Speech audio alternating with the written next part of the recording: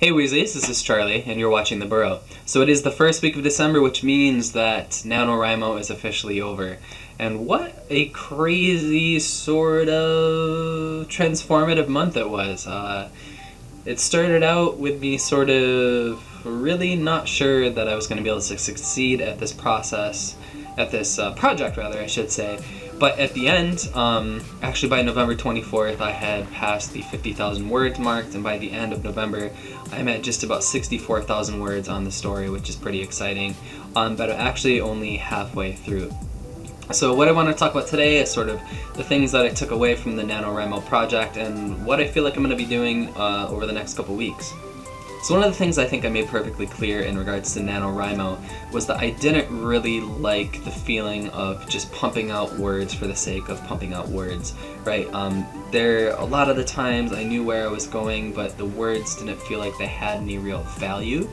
Probably just because I was trying to hit a quota every day. In some ways it reminded me of when I was working as an SEO writer, where I just had to write a certain amount of stories every day so that I could make my paycheck and stay in good graces with my clients and my boss and everything else like that. So it brought back some not terribly pleasant working memories, but at the same time I am still really glad that I did it and held myself to making that daily quota or a little bit beyond, because it's about teaching work ethic, right?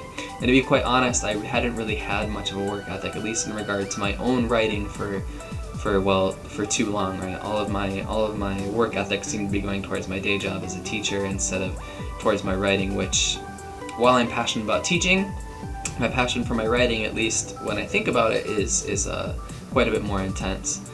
Beyond that, I really learned how much better I feel just from a day-to-day, a week-to-week, just sort of overall feeling about life, how much better I feel when I'm putting work into my stories. I'm probably going to carry that over into the future, over the next couple weeks, and then far beyond that. I'm going to be taking a break actually from the story for just a couple days, just because I feel a little burnt out from having to hit that mark of, on average, I think I average like 2,700 words a day, which is, for me, it's really high, but I just didn't have time for anything else, and towards the end I did start to feel a little bit of resentment towards having to put that much work into it, in addition to my day job. But that said, I'm really glad for the way the project made me feel and sort of reinstilling that work ethic in regards to my own writing. Going forward over the next couple weeks, after taking that little bit of time off, I'm going to keep going. Like I said, I'm at the halfway point, maybe a little bit further, but I'm really interested to see where the story goes.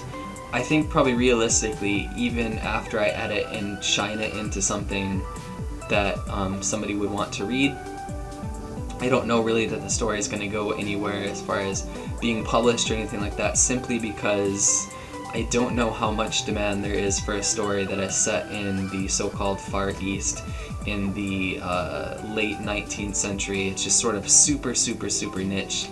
And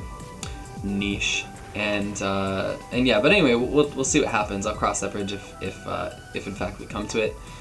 But I at the very least want to finish the story.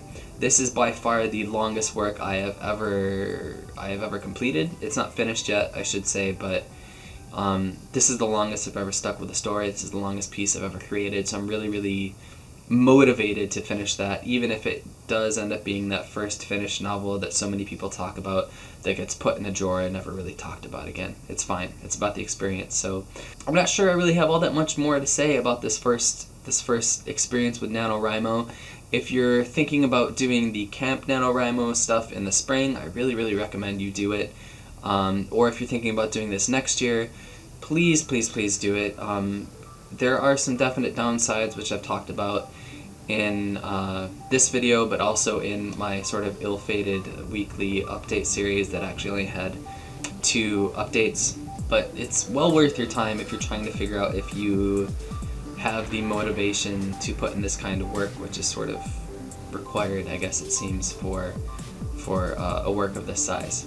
So anyway guys, what was your NaNoWriMo experience like? Please let me know down in the comments below. I'd love to talk to you guys about your writing experience and what you're planning to do going forward.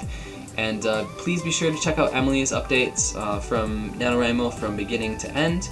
And if you haven't already, please be sure to subscribe to the Burrow. On that note, guys, go write something awesome.